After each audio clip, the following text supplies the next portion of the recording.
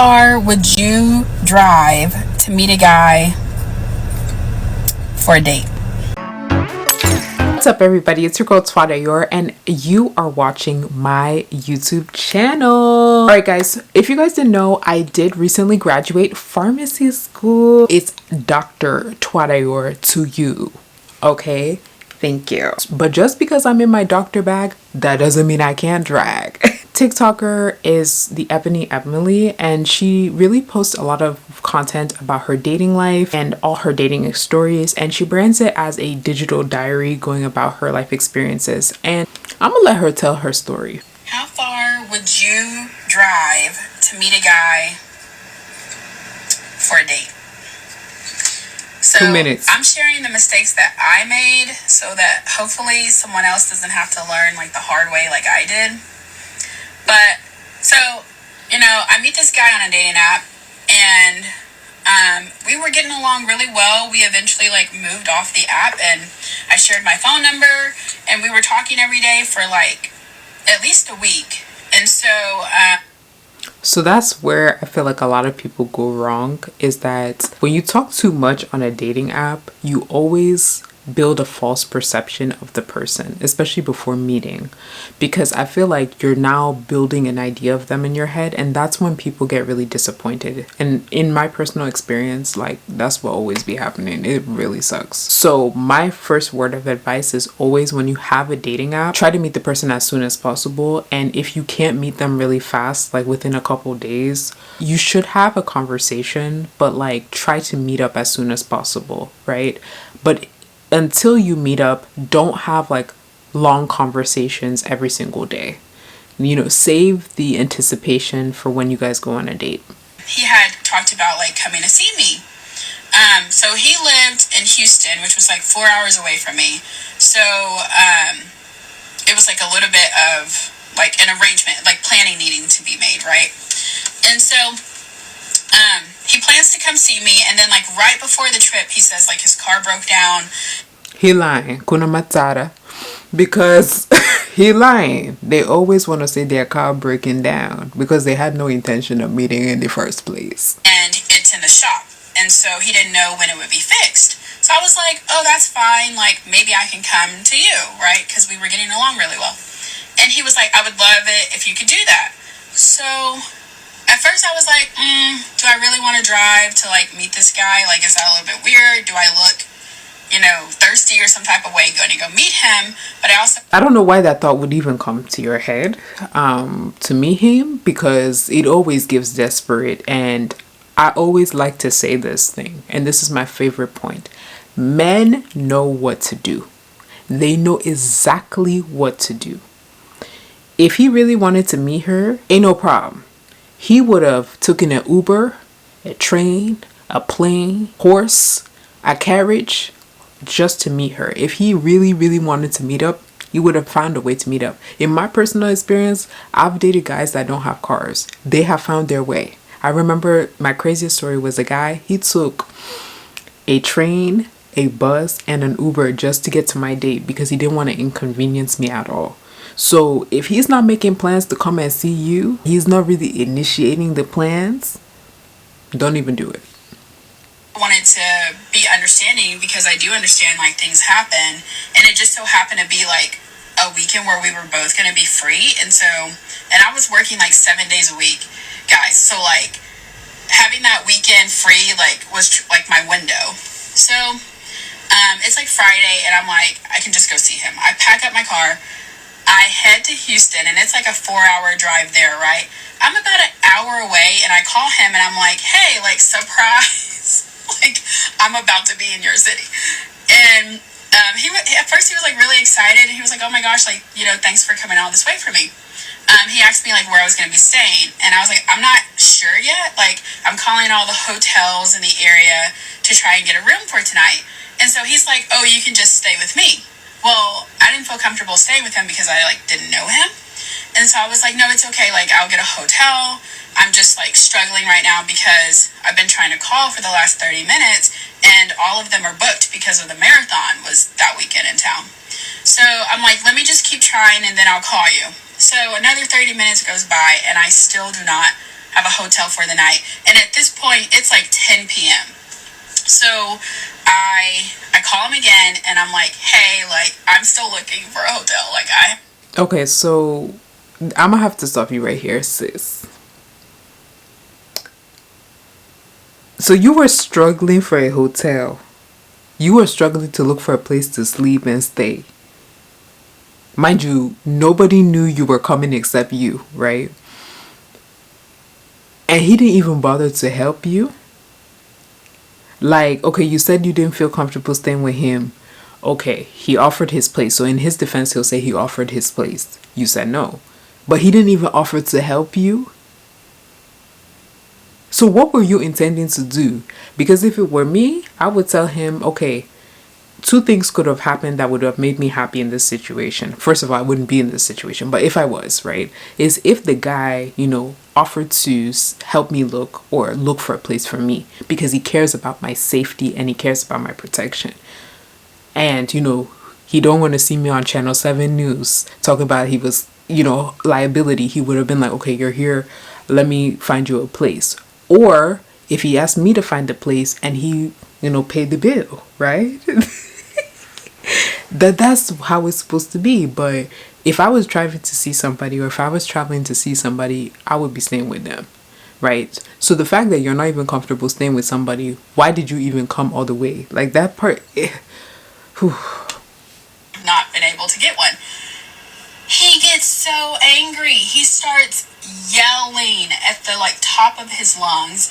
Like he is saying how irresponsible of me was it to drive without having a clear plan on where I was gonna stay for the night. I agree. And I'm so taken aback because I'm like you're right, I should have had a plan, but also I don't know, I was trying to be spontaneous and surprise you and stuff. So I'm over here thinking it's fine, I'll keep looking even if I have to go outside of the main city where he was staying to get a hotel, right? I was thinking it's no big deal. Definitely not worth going on a huge yelling rant for. And I think that just kind of freaked. I'm gonna lie, I would be yelling too. Cause why you keep calling me? I already offered you my place. Why do you keep calling me? Girl, figure it out. I would be yelling too. I'm not gonna cap. Because it's now you're just pissing me off. You came unannounced, you came uninvited, and now you try to stress me out. I would be yelling too. I'm not gonna cap. Out because I kept trying to speak in a quieter, calming tone to see if he would come down. And then he didn't. He just kept getting more angry. And so I was okay, yeah, this isn't a character trait that I am particularly attracted to, because if you're having a disagreement and you're not able to regulate your emotions from up here to here, that kind of scares me a little bit. So I was ooh, I said, you know what, it's okay, don't worry about it. And so I call around, I get a hotel within the next 10 to 15 minutes, but I ended up having to pay a hefty price. I think that hotel was $350 for the night because it was the marathon was happening. And so I was out. But at the same time, it was what was available. So I did it. Well, I was so turned off by the yelling at me, so I didn't call him again after that. I stayed at that hotel for the night. The next day, I went and had a really nice lunch. So I had a luxury bath at the hotel. I treated myself to a fancy lunch before driving all the way back another 4 hours. And so it was just a lesson learned. For me personally, do not make the drive to go see a guy for the first time. And if you do, definitely do not drive 4 hours. I don't know, maybe 30 minutes. If he's asking, can you meet me halfway, and it's an hour drive and you meet 30 minutes, sure. Anything more than that, I don't know. From my personal experience, I'm going to have to, say no. It's a no for me. Okay? But how far would you drive to meet a guy for the first time? Put it in the comments. Okay. I'm not gonna cap, I have driven, but I've never driven more than 30 minutes. And I've had people drive further for me because I'm that girl, clock that. I'm just playing. But yeah, so that is the video that she posted, and it went viral. People were, dragging her up and down her comment section. People were, saying what they needed to say in her comment section. But yeah, she just really posts a lot of videos about, doing crazy things for guys. And so a lot of people were kind of like, they said things about her in the comments, but a lot of people were kind of on her side. But then she posts this video. I get a lot of comments on my videos about what women will not do for men. You won't travel about more than 15 minutes to meet a man for a date, let alone anything else. You won't ever give men money whatsoever, no matter what the circumstance. You won't accept a ring unless it's a certain amount of money. You won't move in with a man before marriage. You won't communicate with a man unless being communicated with first. You won't make the first move. So I'm hearing a lot about what you won't do, right? And if relationships are supposed to be give and take, then what will you do? Not the stuff you do, okay? But no, I'm not even trying to be mean. Let me stop. The reason why women are like that is because honestly, I stand this to the test of time. And if you're male and watching this video, you know it. They know what to do. Men are natural pursuers, okay? They know what to do. They're not confused. They know what they have to do. So they will do what they need to do for who they want to do it for. Especially when you're newly dating somebody, you should not have to be putting in all this work. Anytime the woman was putting in so much work for the man, the relationship never goes right. You cannot be a woman and be a chaser. That's just not how it is. Argue with your mother. The girls that get it, and the girls that don't. Yes, in a marriage and in a partnership is give or take. I understand that. You did all of those things that you're saying that nobody would do nothing, and you're still single. It's not like you did those things and now you're a wife or you're married or you're with somebody, right? You're still going through the same things. So at the end of the day, you do that because let you come and say you did all of these things for these guys. They don't appreciate it. They don't care. And they'll throw it back in your face. So you have to, as a girl, be in your, I hate to be like this, but you have to be in your feminine energy. They know what to do. They know exactly what they do. You would think that, oh, he's struggling, he's this, he will do it for somebody else. The things that you were like, oh, he doesn't have the money, he doesn't have this, or maybe he needs help. He will find a way to do it for the person that he wants to do it for. So when a guy is not treating you somehow, that's your sign. That's all you need. She put in her comments that she dates a lot of African men and they have trouble affording things and things like that. And I was actually kind of offended by that comment because I am a Nigerian American and I dated all kinds of different people, but I've dated my own type of men and I never had that experience. I was even baffled by the fact that she was saying a lot of African guys do this to her. I've never, I've had people come straight from Nigeria and date me. I never had that issue. So I was now thinking, I was like, they will do what they need to do. They will do what they need to do for who they want to do it for. If they're not doing it for you, or you feel like everyone you come encounter is not doing it for you, there's a reason for that. They know what to do. Don't underestimate men. They know exactly what they need to do for who they want to do it for. It's that, so if they're not doing it for you, they don't want to do it. I remember somebody on TikTok said it, they see you, right? Girls always want to try to get a guy's attention. They seen you. If they didn't make a move, even the guy that's quiet as a church mouse will make a move in some way, even if it's just to follow you first. They will make a move. They will watch all your stories and then find the right time to attack. They see you. They see you. I was at a party the other day for one of my friends, and this guy that I never met him in person, but I talked to him on Instagram. I didn't even see that nigga.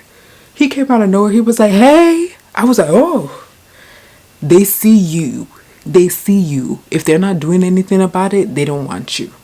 So I hope that you guys learned something from this video, that you don't need to be doing crazy things to keep somebody in your life, you don't need to move out of desperation and desperate energy, because they sense it and they don't respect you. And I hate to say that because it incites a gender war, but they like to chase, they like to be in control of the situation, unfortunately. And when you as a girl kind of try to step and try to control things, it never works out. So what you got to do is just stay pretty, stay in your feminine energy, and watch what he would rather do than what he feels like he has to do, because that's going to really determine what the relationship is. I think the thing that I don't really like about digital diaries and people always telling their business is that sometimes now you've shown your hand, right?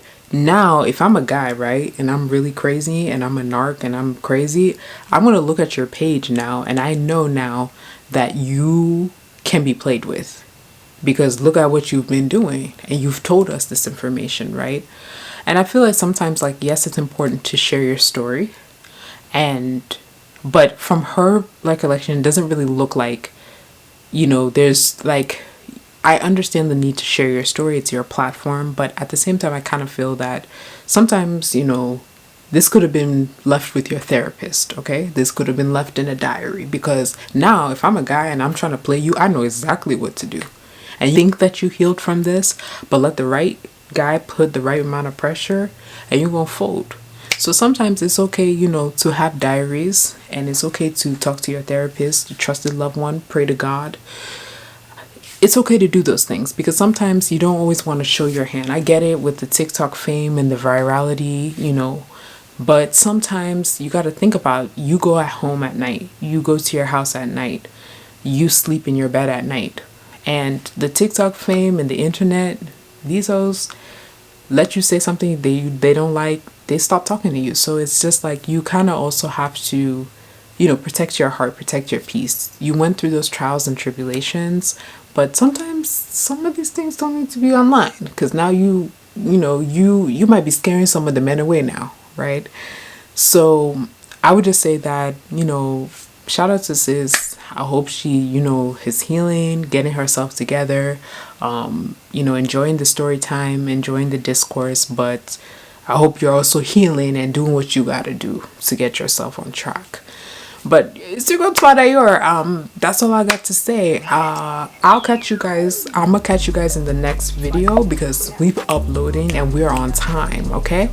I love you guys so much. Thank you for watching my channel. Please give me a like, comment, and subscribe, and I will see you guys in the next one. Bye.